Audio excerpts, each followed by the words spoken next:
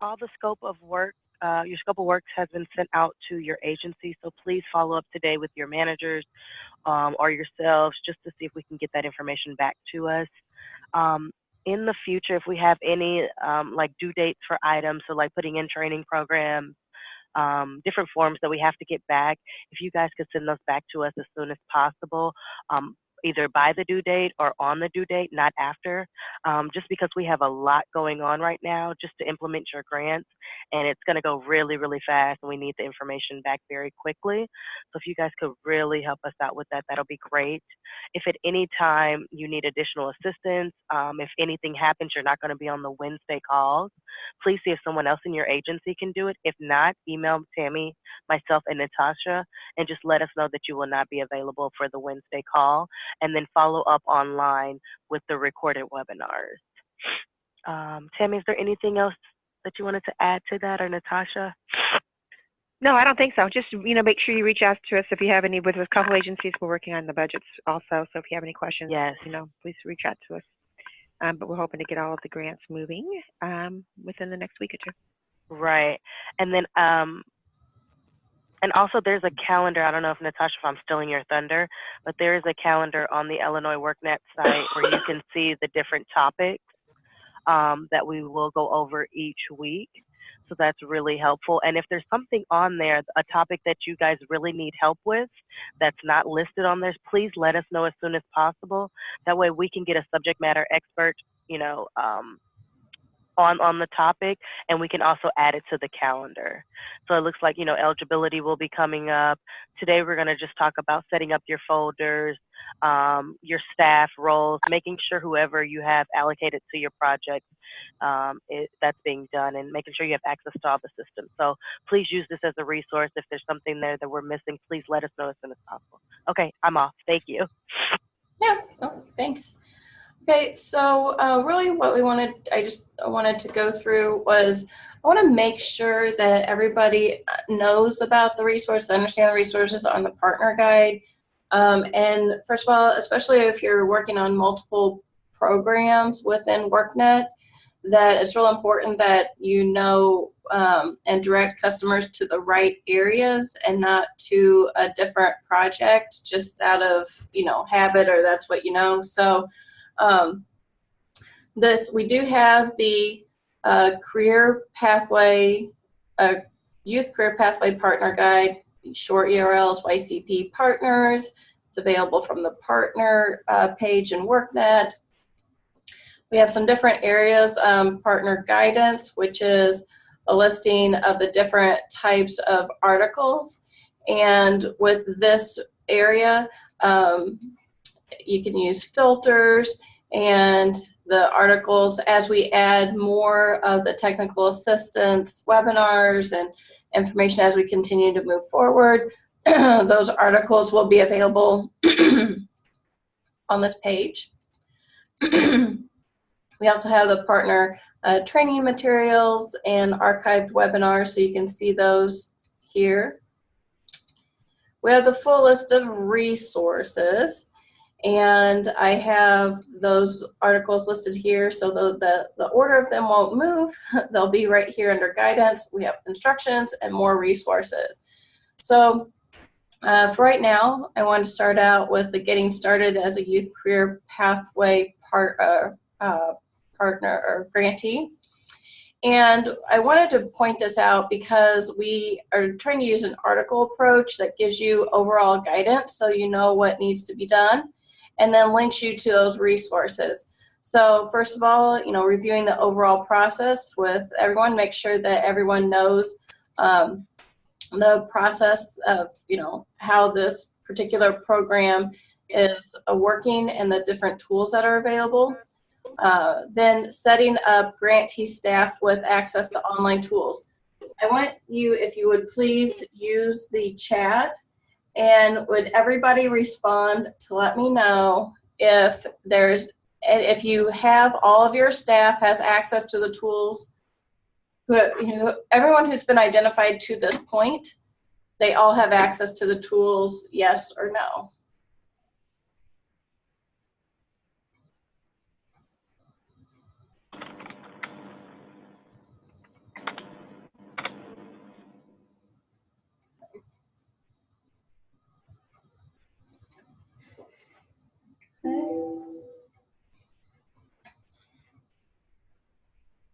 don't think everybody's responding. Okay, here we go. I see it coming in.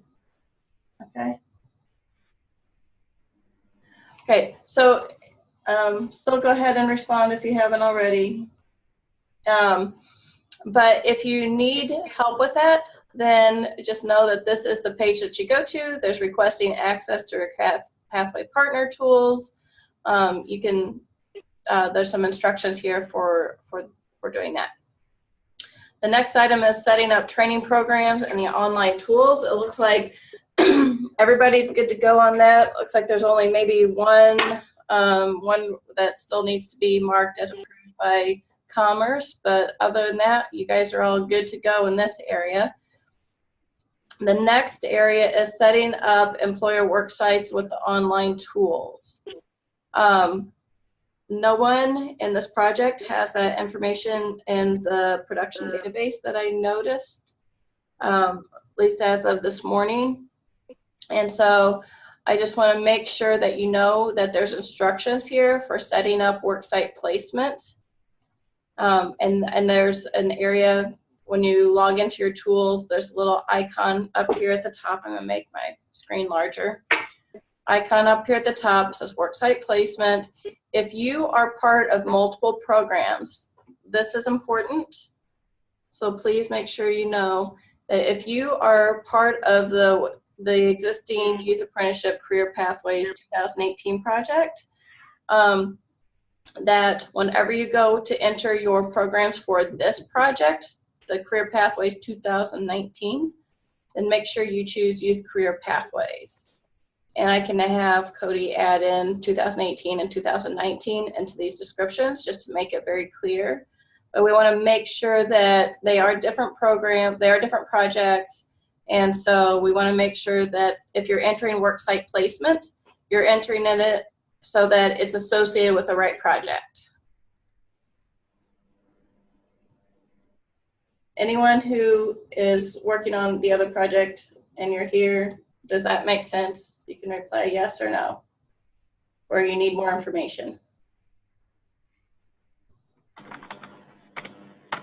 Okay, let's see, just one person. Hi. So you can go ahead and enter those work sites as soon as you have them, and then they will be available whenever you are ready to, whenever you're ready to start working with your students, your customers. Okay. So then the next area, where did I go off my page here? There we go. Not too many pages open. Let me close that one out. And the next area that I want to go over, we had the recruiting for youth with career pathways, that information. We also have, now I want to just briefly go over like the intake process. We are going to go over the intake process, but if you happen to start before we go over that intake process, I want to make sure that you know where to send customers. And so again, we have an article intake process for Youth Career Pathways program. It talks about completing, the customer completes an online intake form, staff completes the intake review, do eligibility review and all that kind of good stuff. So there's a couple ways that you can have customers. If you're with an existing program, do not use the old intake form. This is a new project. Make sure they're using the new intake form. We have instructions here. It says intake form instructions for customers for career pathways. So it just tells them kind of like why they want to do the intake form, how to access it, just the URL. We have the login information. So it gives them just a real brief overview of what to expect when completing the intake form.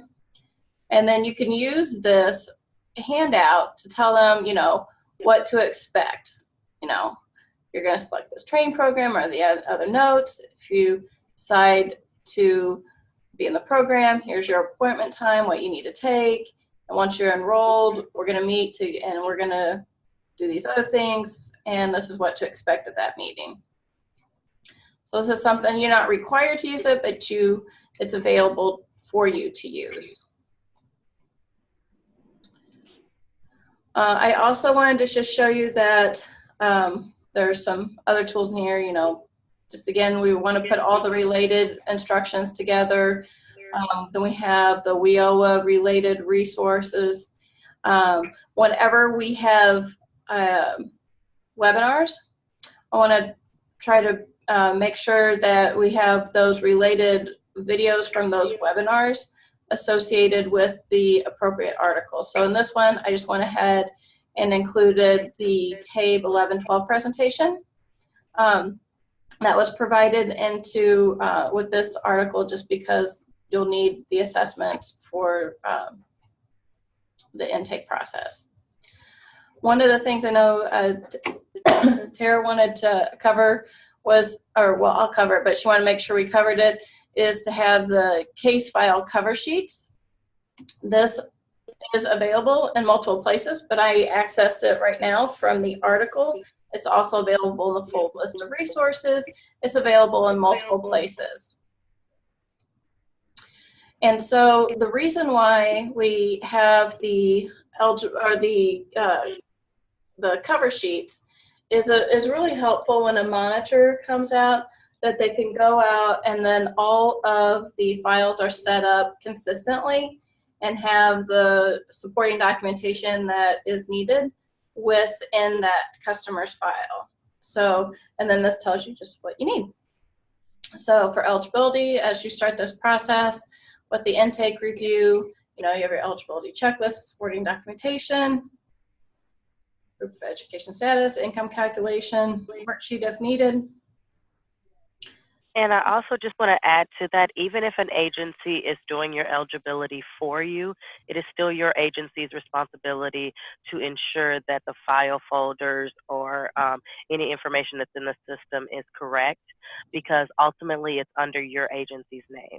So even if someone else is helping or assisting in a way, it's still your grant manager's responsibility to ensure that it's correct. Because if you get a write-up or anything, it's going under your agency's name, and we don't want that. If you have any questions, if we're going over something like this and you're not understanding, let us know ahead of time before you put anybody in the program, so we can make sure that the communication is great between you and your partners, and that everyone knows their roles, responsibilities, and expectations regarding the grant. Okay. And if you have that question, more than likely other people have the same question. So it's good to be able to know what those questions are so we can tell everybody a consistent message. Okay. We have the WIOA application. So this, and Tara, this is not something, we are not asking them to do 2 applications, right? We're asking them to do the intake form, which will populate IWDS, which is the WIOA application. And so once that WIOA application is complete, then we just need the signed signature page from the WIOA application. Is that correct, Tara? Sorry, I was talking and I had myself on mute. Yeah, so get the signed page. If you're dealing with any youth that are under the age of 18, please make sure you have the proper signatures on that page as well. But the most important part is the signature page, because it shows that you went over the application with the individual, they acknowledge it, and that it's signed.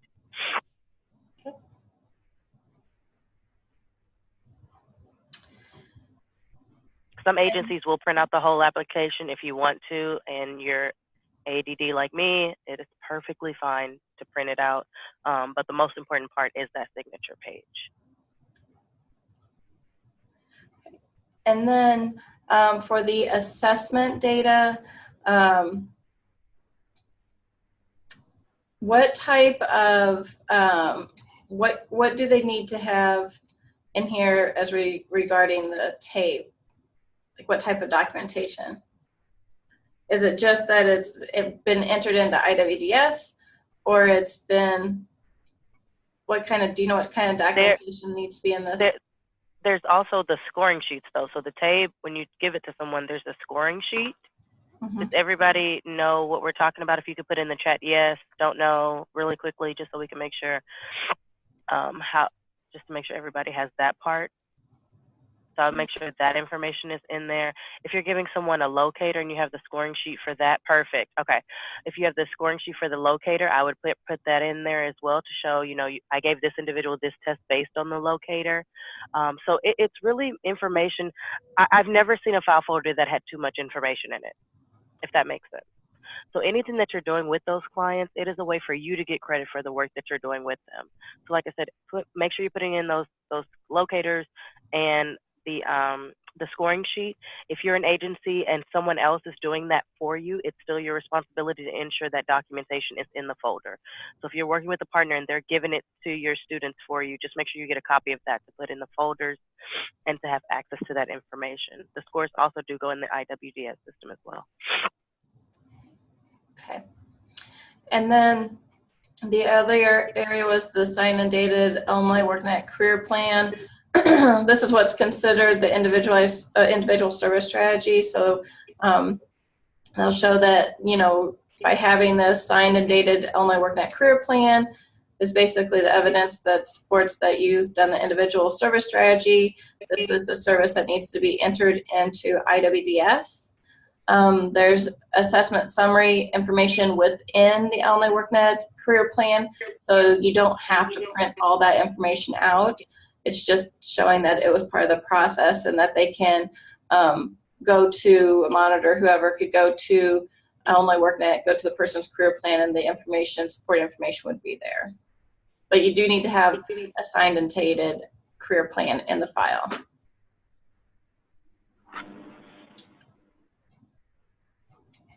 Supporting documentation. Tara, do you have any additional information on? I mean, I think that this is that, like, if you have in it for enrolled services, any costs or anything that are associated with enrolled services, or what type especially of people that's doing transportation. If you guys are giving out gift cards or vouchers or anything like that, please make sure that information, is copied somewhere underneath the supported documentation. If you're paying for child care, please make sure you have a copy of some type of receipt or anything to show that you have paid for that service for that client.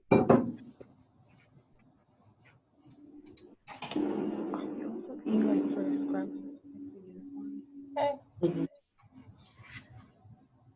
And then, Tara, what would you like to say about the exit and follow-up area? So make sure you print out your summary pages, but make sure you also verify in IWDS that your services are closed. We do run reports periodically about services. One of the things that we're noticing now in our last grant, there are services that are open way too long. So if you're providing something to someone, make sure you're opening and closing those services as the customers are completing them. And then print out your summary page in IWDS, any exit or supporting documents if they've enrolled in college, if they obtained additional credentials that was not a part of your program, I would put that, or the one, even the ones that they've obtained during your program is great as well. Any check stubs, anything that shows after this client has left me, they're going to their next step. So I would put anything about the next step in there, or behind that section, I should say.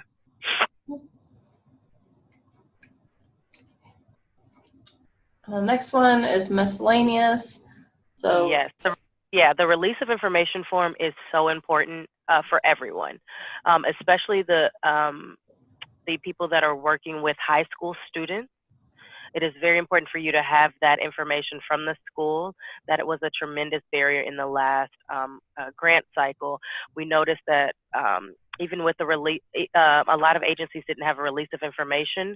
So the parents or the school wasn't releasing important, income verification information and things like that. So please make sure you have that.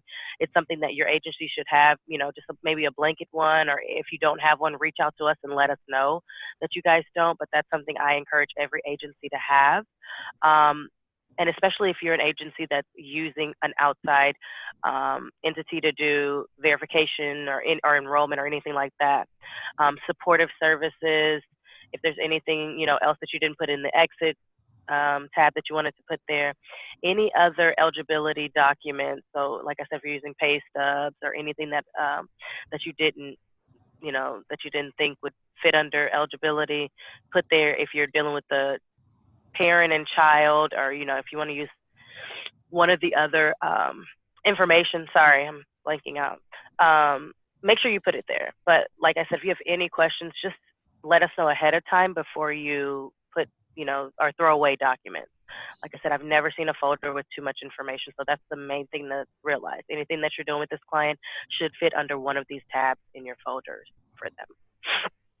And then maybe it would be a good idea, Tara, if we could get just a sample release of information form, and we'll just have it available for this project and any other future projects. Yeah, we'll have to create one. I'm trying to think. Okay. Or if anybody has one that you would be willing to share, that would be great.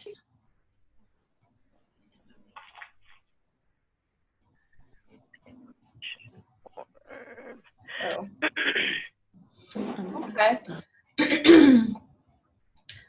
So does anybody have any questions about that? Please put it in the chat right now so that way we can address them. Like I said, you should have each of those sheets printed out for each of your clients. So when the monitor comes in, just a simple tip, I went out with the monitors last time we went to the agencies. Those, okay, awesome. Thank you, Asian Human Services. So they're gonna share their release of information with us and we'll post that. Just an FYI, when the monitors come out and they see that your folders are in a particular order and that they don't have to search through everything for the basic information that they need, it goes a lot smoother. Your monitoring goes a lot smoother. So I just want to I can't stress that enough to everyone, the importance of being organized and having the proper documentation in those folders. Also, don't forget the form that we showed you guys at training. That's it's under the WIOA works. It was the veterans form that we were telling everybody to make sure you have posted. That is something very simple that people get written up for all the time, and so we really want to make sure that no one has a surprise visit and they don't have that form. Just post it up in your entry areas of your building, so that way you don't get dinged on that. Our goal is to work with your agencies and not to be like a gotcha kind of thing. We want to make sure everybody has a wonderful monitoring and that it's not a stressful thing, and that you guys aren't getting dinged for things that are really simple and basic. So like I said, I know that's our goal for sure. We can add that to this getting started as a Youth Career Pathway grantee. You know the document that I'm talking about? I can find it, or if you know what it is, you can send it to me. Either way, we can get it. We can put it as a resource, and I'll put it as like a step 5.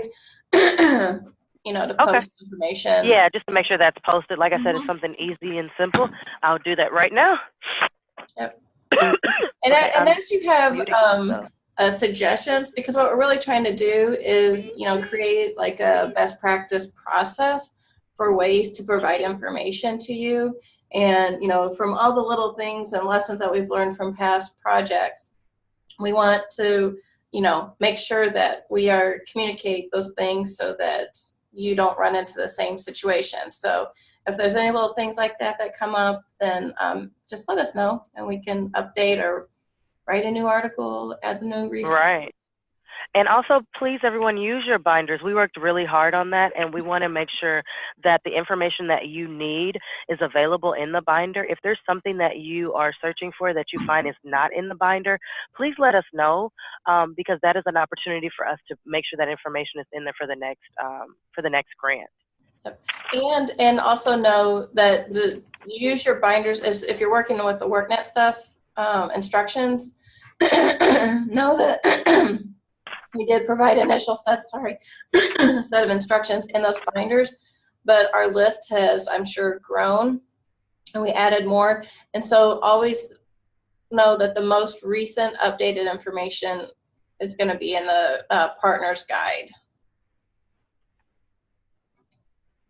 we'll continue to add more resources as we go through in the technical assistance webinars and have some of those subject matter experts provide additional resources as well.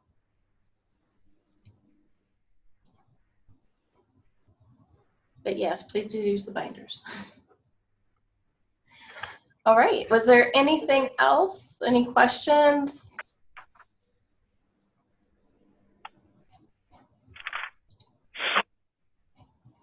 And Natasha, can you tell everyone how to change their name on here, just so they can put their agencies? Like, I know a lot of the people off the top of my head, but just so everyone can start putting their agencies in their name. Is it something that they have to change once they log in? Let me see. I would need to play with that or ask around. If you're in, if you Because I thought I right-clicked and then hit rename myself. Let me see if I do can you do that. yeah? Because I was gonna say, Yeah, when I hover over myself, I can see a rename. Yeah. Well, if I spell hello right, that would work. Okay, it just says from me. Let's see. But ours says from Tara Scott, DCEO, to everyone. Perfect. Yes. Okay. That's how everyone's. So like Tanisha Carter's is good. So just make sure. Like I said, I know your names. I know mostly everyone that's on here. But Rita Williams, you did it perfect. Just make sure that we are using that so that everyone can know what agencies are here. And so if we could do that for the next time, that'll be great. I'm trying to see which agencies did not attend today. Do we have it? We don't have the button anymore. Okay. Does Erie House show up? Huh? Oh, let me see. Let's see. I know we have OAI, we have Asian Human Services, we have Erie, we have Peoria Public Schools. Brian, are you with Skills? And BCS is here. So 1, 2, 3, 4, 5, 6. I'm missing. You have Metropolitan Family Services, Jennifer Jenks.